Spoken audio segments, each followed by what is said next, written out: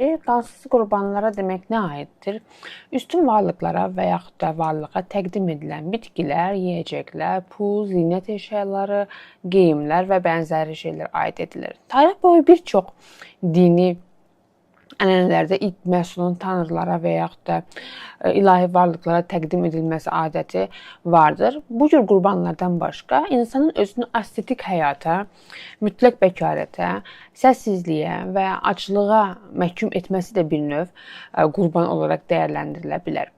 İnsanın özünü və ya bir yaxınını Allaha adaması şəklindəki qurbanın da qədim cəmiyyətlərdə olduğunu biz Qurani-Kərimdən də görürük. Ali İmran və Məryəm surələrində İmran ailəsinin o doğmamış uşaqlığını adaq olaraq vermələri də bu nümunələrdəndir. Məryəmi verir, bilirsiniz, Məryəm uşaqlıqdan